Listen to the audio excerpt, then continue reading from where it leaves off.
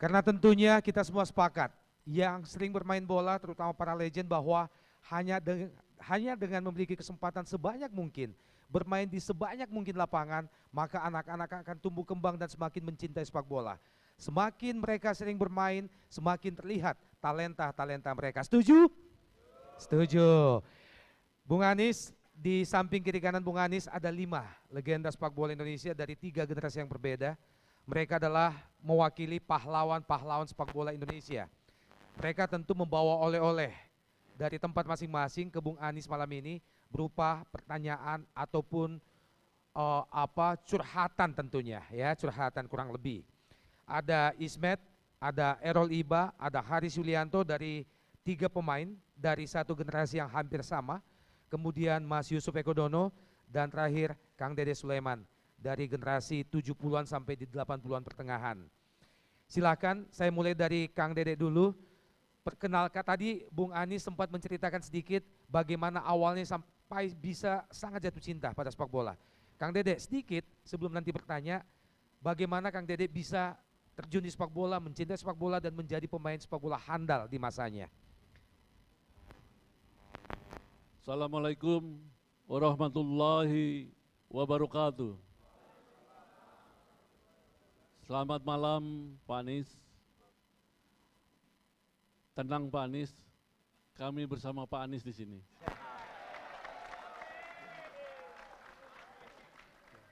Saya juga jadi tenang beneran nih. Karena Kang Dede Sulaiman ini legenda saat saya masih SMP. Jadi tahun 85 ya, itu era-era sekitar itu sayap kanan tim nasional kita waktu itu. Akhirnya kita bisa ketemu lagi di sini. Alhamdulillah Pak Anies luar biasa. Masih ingat Dede Sulaiman yang saat itu masih muda dan sedang jaya-jayanya Pak Anies. Jadi saya di tim nasional dari tahun 75 sampai 85, 10 tahun Pak Anies. 10 tahun, ada yang paling terkesan saya itu adalah di saat tahun 85, yang mana Indonesia waktu itu ikut mengenai babak penyisihan pra Piala Dunia. Kebetulan di sini ada satu tim saya, yaitu mohon berdiri, Eli Idris berdiri, tepuk tangan buat Eli Idris, dan Warta Kusuma. Nah silakan Warta Kusuma. Ini seangkatan semua ya? Angkatan saya. Ya kalau Eli Idris kita ingat juga, ya. Betul, sama-sama semua. Waktu itu Indonesia sudah juara grup 3B. Tetapi karena waktu itu Asia jatahnya hanya 2 Pak Anies, kita harus bertanding kembali dengan Korea Selatan. Akhirnya waktu itu yang masuk ke Meksiko, Korea Selatan waktu itu. Tapi alhamdulillah dengan semangat perjuangan kita sampai tercapai seperti itu Pak Anies. Ya. Dan buat orang Jakarta ini top scorer Persija. Betul Pak Anies, top Persija. Jadi saya pun di Persija itu sempat membawa Persija juara tahun 79 Pak Anies. 79. Top skor Galatama juga bukan? Top skor Galatama. Klub saya waktu itu Persija dan Indonesia Muda Pak Anies. Sekarang udah tua ya. Sekarang masih muda juga kayaknya Pak Anies. Jadi Oke, itu Pak Anies Kang, perkenalan saya Pak Anies. Ada yang mau ditanyakan atau mau disampaikan ke Bung Anies? Silakan Kang Dede.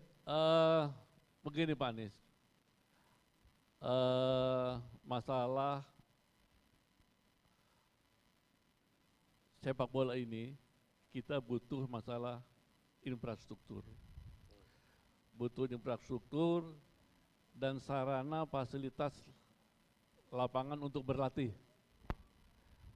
Apakah ini ada prioritas dari Pak Anies apabila cita-cita kita bersama Pak Anies menjadi Presiden Republik Indonesia? Amin.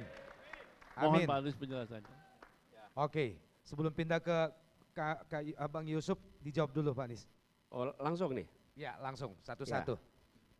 Jadi begini, kami berencana untuk membangun sekurang-kurangnya 11 stadion berskala internasional di seluruh Indonesia. Jadi yang jelas kita sudah luncurkan itu Stadion Manto Angin di Makassar. Betul. Saya ada sangat di sini mengikuti nih. itu. Ini gambar ini. Ya. Manto Angin di Makassar yang rencana nanti kita bangun. Kampung Kemudian saya ini. yang sudah diluncurkan yang kedua adalah di Stadion Wasaka di Banjarmasin. Luar biasa. Di Kalimantan Selatan. Ya. Jadi dua ini yang rencana kita bangun. Lalu infrastrukturnya apa? Infrastrukturnya begini kira-kira. Ini kalau boleh ditunjukin nih. Jadi stadion berstandar FIFA, kemudian ini standarnya juga green building, jadi gedung yang secara pengelolaan itu menggambarkan gedung yang ramah lingkungan. Kemudian di sini ada fasilitas olahraga publik, ini lapangan latih yang kita ingin bangun juga, dan lapangan latih yang akan dibangun itu lapangan yang menggunakan rumput artifisial. Kenapa kita memilih menggunakan rumput artifisial? Supaya lapangan itu bisa digunakan sebanyak-banyaknya tanpa ada penurunan kualitas rumput. Kalau kita menggunakan rumput alami, ada batasnya, dia bisa dipakai dalam 1 hari. Kalau rumput artifisial, dia bisa digunakan 20 kali, 15, 25 kali, 30 kali masih oke. Aman dipakai, sehingga tidak ada penurunan kualitas lah. Dan bisa dipakai sebagai tempat berlatih. Ini yang tadi saya ceritakan pernah dibangun di Jakarta. Lalu kita ingin memastikan juga ini tersambung dengan infrastruktur transportasi umum. Stadion modern besok ke depan itu tidak perlu tempat parkir yang luas, tapi dekat dengan transportasi umum, supaya orang bisa berbondong-bondong datang tanpa kerepotan untuk memacetkan lingkungan sekitarnya. Jadi Bapak Ibu sekalian yang saya hormati, kita menggunakan ini Kang Dede, ikhtiar kita untuk membangun infrastruktur itu serius. Ketika kami kemarin membangun di JIS, pada waktu membangun JIS, memang banyak yang curiga, karena sudah beberapa periode janji itu tidak tertunaikan. Tapi pengalaman kami, membangun ini bukan sesuatu yang rumit, asal dikerjakan dengan serius, ada orang-orang yang ditugasi dengan tanggung jawab yang jelas, alokasi anggaran yang jelas, itu tereksekusi. Jadi kami berencana nantinya ketika kami bertugas, maka infrastruktur sepak bola kita akan pastikan terbangun minimal 11 stadion. Amin. Amin. Terbangun lapangan latih di mana-mana. Idealnya tiap-tiap kota itu punya lapangan latih, sehingga semua kita itu punya kesempatan untuk merasakan lapangan latih berstandar FIFA. Gitu. Bung Anies, kalau kita berbicara tentang pembangunan stadion, masalah yang ada dewasa ini di Indonesia adalah satu, antara lain pembangunan stadion megah di Indonesia itu terlalu terfokus hanya di Pulau Jawa. Hanya ada sedikit tambahan di Sumatera Selatan dan juga di Kalimantan Timur. Tapi Indonesia yang lainnya itu tidak ada yang standar sama sekali. Yang kedua, ada beberapa pembangunan stadion belakangan ini dalam beberapa tahun ini yang diklaim sangat modern, tapi sesungguhnya mengabaikan beberapa faktor. Antara lain desain yang mungkin tidak bisa terpakai hingga beberapa generasi ke depan, kemudian daya tampung, kemudian seperti yang Bung Anies sampaikan tadi agak sedikit mengabaikan go green, kemudian juga mengabaikan bagaimana stadion itu bisa beradaptasi dengan baik dengan lingkungan sekitar. Bagaimana dengan planning Bung Anies ke depan? Prinsipnya sederhana. Stadion itu memberikan kenyamanan, memberikan keamanan, dan memberikan keselamatan. Itu aja. Kalau 3 itu terpenuhi, maka ini akan bisa kita katakan layak. Nah, kenyamanan, dia harus nyaman untuk semua. Bagi penyandang disabilitas pun harus nyaman ini. Karena itu kalau lihat JIS itu dirancang untuk penyandang disabilitas. Jadi mereka bisa masuk dan duduk, ada space-nya khusus untuk kursi roda, ada tempatnya yang memang jalurnya khusus, sehingga nyaman untuk semua. Kemudian keselamatan, itu safety itu nomor 1. Kita menginginkan agar penonton datang dengan selamat, pulang selamat. Lalu keamanan juga begitu. Nah jadi ini yang menurut kami perlu jadi kriteria utama. Nah tambahannya kalau JIS kemarin, kita menerapkan prinsip gedung berstandar platinum untuk green building. Dan itu tadi, supaya dia akan bisa menjadi rujukan di dalam pembangunan stadion di tempat-tempat lain. Kenapa kita memikirkan tentang membangun 11 itu? Karena insya Allah bila kita ditakdirkan menjadi tuan rumah final Piala Dunia, maka stadionnya udah siap di seluruh Indonesia. Luar biasa. Bung Anies mungkin bisa disebutkan kira-kira rencana 11 itu selain tadi Banjarmasin dan Makassar, apalagi? Kota Ya, apa lagi kira-kira? nanti kita sebut satu-satu sebagai kejutan. Iya. Tapi 2 itu sudah kita umumkan. Oke. Tapi gini, kita ingin pemerataan. Iya. Jadi sebisa mungkin kota-kota yang sudah siap, Iya. memiliki juga klub yang sudah berprestasi, Iya. dan kami ingin lapangan-lapangan latih itu dibangun supaya ada iklim kompetisi yang sehat di wilayah-wilayah itu. Iya. Karena itulah menjadi persyaratan untuk kita bisa membangun ekosistem sepak bola yang baik. Jadi nanti kita akan satu-satu. Saya sekarang ini, Bung Ovan, kalau misalnya kita datang ke beberapa kota, salah satu hal yang paling sering diungkapkan adalah, Pak, di sini perlu stadion juga. Saya datang ke beberapa kota, itu selalu pertanyaannya, kenapa hanya di Makassar, Pak? Kenapa hanya di Banjarmasin, Pak? Oke, nanti kita obrolin. Tapi yang jelas, kami ingin klub-klub yang sekarang sudah ada di dalam liga kita, nantinya memiliki stadion yang representatif, yang mempersatukan warga, dan juga membuat semua bisa merasakan seakan mereka menonton di stadion-stadion yang biasanya cuma dilihat dari TV. Mereka bisa merasakan di Indonesia, gitu. Luar biasa. Dan sedikit tambahan lainnya, saya juga mendapatkan informasi bahwa salah satu konsepnya nanti adalah minimal bertaraf grade 1 FIFA. Artinya Ya. daya tampungnya ini minimal 40.000 seaters. Supaya bisa dipakai untuk final Piala Dunia. Betul sekali, Ya. untuk ajang-ajang internasional. Sekali lagi kita beri aplaus yang meriah, luar biasa. Dan alhamdulillah Bung Anies, teman-teman semua, saya termasuk pengamat sepak bola yang lebih dari 1 tahun yang lalu selalu membela tentang JIS. Bukan karena saya ingin sok membela, di beberapa media TV ada jejak digitalnya juga, tapi saya juga sudah mengunjungi hampir semua stadion-stadion besar yang ada di muka bumi ini, Bung Anies. Saya sudah menyaksikan 2 final Piala Dunia di stadion yang berbeda, saya masuk ke dalamnya, saya lihat detailnya, dan memang benar. Kenapa saya membela? Karena faktanya JIS salah satu yang terlengkap, termegah, dan yang boleh kita banggakan. Jika kita komparasi dengan stadion yang saya kunjungi itu, Bung Anies. Ya. Itulah modal saya membela pada saat itu. Selanjutnya saya ingin memberikan kesempatan kepada Mas Yusuf Ekodono. Silakan Mas, cerita sedikit bagaimana hubungan antara Mas Yusuf Ekodono. Berdiri Mas, berdiri. Oh udah berdiri, Bang Gede. Oke, ceritakan sedikit kemudian ajukan pertanyaan atau penyampaian usulan atau curhatan, silahkan. Asal jangan tentang rumah tangga ya. Oke, silakan. Terima kasih. Assalamualaikum warahmatullahi wabarakatuh.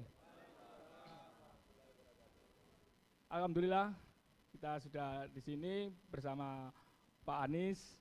Perkenalkan Pak Anies, saya Yusuf Ekodono dari Surabaya, mantan pemain Persebaya, juga pernah membela timnas, dan alhamdulillah pernah mempersembahkan medali emas di SEA Games 91. tahun 91 di Manila. Luar biasa. Di sini ada rekan saya bermain, Mas Kang Maman Suryaman, mau berdiri. Ini Pak Anies. Jadi Kang Maman ini juga sama-sama saya waktu itu di Manila, bisa memberikan yang terbaik untuk sepak bola nasional. Mas, gimana awalnya sampai begitu suka dan dekat dengan sepak bola masa kecil biar jadi ilham, jadi ini buat generasi muda sepak bola Indonesia? Memang sepak bola sudah mendarah daging buat saya. Saya dari kecil memang sudah bermain sepak bola sejak tahun 77 dan saya bergabung di Persebaya mulai tahun 86 sampai tahun 2000. Di Persebaya juga pernah menyumbangkan untuk juara Liga Indonesia tahun 97 dan kebetulan anak saya saat ini juga ada yang main bola di Liga Indonesia. Wow, luar biasa. Main di klub mana, Mas Yusuf? Ini tanya sebentar, Ya, silakan, Bung Yusuf Eka Dono. Memang kalau bapaknya pemain bola, anaknya terus otomatis pemain bola gitu ya? Tidak begitu Pak, ya sepak bola itu harus berlatih dan harus kerja keras. Jadi bukan titipan ya? Tidak bisa, tidak boleh. Memang tidak bisa Pak, karena yang sepak bola itu yang melihat orang banyak. Jadi tidak bisa nitip untuk anak saya begitu, tidak bisa Pak. Main di klub mana sekarang anaknya? Yang nomor 1 Fandi Eko Utomo ini tergabung di Liga 2 di Semen Padang. Oke. Dan asli tidak pakai orang dalam? Tidak pakai ordal, orang dalam? Nggak ada.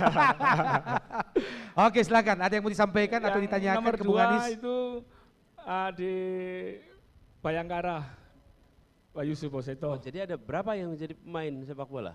2, yang Dua. ya yang ragil ini masih belum. 3. Iya, iya, iya. Masya Allah, luar biasa. Ini Iya, keluarga iya, sepak bola iya. beneran ya? Iya. Dan mudah-mudahan setelah acara malam ini anak-anaknya Bu Yusuf tetap dimainkan di sana ya. Iya. Oke, silakan. Ada yang mau ditanyakan? Oke, silakan. Ada yang mau ditanyakan? Ada yang mau disampaikan, Iya. Mas Yusuf? Harapan saya Pak, nantinya kalau insya Allah kalau Pak Anies nanti terpilih jadi presiden, saya berharap tidak hanya stadion yang dibangun, tapi fasilitas mudah-mudahan tidak hanya lapangan ingkup di daerah Jakarta saja, dan kalau bisa di seluruh Indonesia. Mungkin ada solusi yang mungkin Bapak berikan. Terima kasih.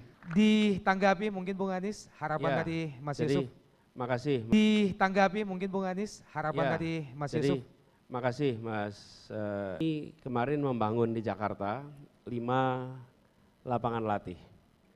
Dan ini memang seperti saya ceritakan tadi didesain untuk latih. Dan ini memang seperti saya ceritakan tadi didesain untuk kita bisa memberikan kesempatan anak-anak berlatih, bisa nantinya berprestasi, mensuplai pemain-pemain baik, kita nantinya berprestasi, mensuplai pemain-pemain baik. Kan gini kira-kira, bibit yang baik, lalu tanah yang subur, dan bibit yang baik membutuhkan cuaca yang baik pula, iklim yang sehat. Karena kalau iklimnya tidak sehat, maka tidak akan bisa tumbuh juga nih bibit. Nah, bibitnya dari mana? Dari rumah, dari sekolah, itu bibitnya. Menyiapkan lapangan latih, lapangan sepak bola berkualitas, itu seperti menyiapkan mediumnya nih, supaya mereka nanti bisa ditumbuhkan. Nah, bagian dari pemerintah membangun iklimnya yang sehat, menyiapkan kompetisinya, menyiapkan anggaran supaya ada kompetisi yang berjalan sepanjang tahun, agar anak-anak itu bukan hanya ikut turnamen, tapi memang ikut di dalam kompetisi yang generasi baru. Nah, harapannya lapangan-lapangan yang nanti insya Allah kita bangun, itu akan bisa memfasilitasi. Nah, kita pernah merasakan ketika bangun Jakarta, berjalan tidak rumit, Bung Ovan, sama sekali nggak rumit. Memang ada alokasi anggaran yang dibutuhkan, tapi ini harus kita pandang sebagai investasi. Jadi kalau kita membangun lapangan latih, waktu kita bangun di Jakarta kemarin, itu investasi. Jadi kalau kita membangun lapangan latih, lapangan yang standar FIFA, sekarang kalau tidak angkanya sekitar 7-8. Kalau ini dipandang sebagai investasi, apa nanti hasilnya? Hasilnya kita akan punya ekosistem pelatihan sepak bola yang lebih baik, kita nanti akan berharap tumbuh pemain-pemain kita yang baik. Kita akan punya ekosistem pelatihan sepak bola yang lebih baik. Kita nanti akan berharap tumbuh pemain-pemain kita yang baik. Kemudian kita akan punya begitu banyak anak-anak yang tumbuh sportivitasnya, yang kita nanti akan berharap tumbuh pemain-pemain kita yang baik. Kemudian kita akan punya begitu banyak anak-anak yang tumbuh sportivitasnya. Lapangan latih itu tidak boleh dipandang sebagai sebuah biaya, tapi harus dipandang sebagai investasi yang akan memberikan hasil. Kira-kira begitu. Setuju sekali Bung Anies dan juga para hadirin sekalian. Tapi harus dipandang sebagai investasi yang Masyarakat atau penduduk Indonesia menurut survei terbukti sangat menyukai sepak bola. Artinya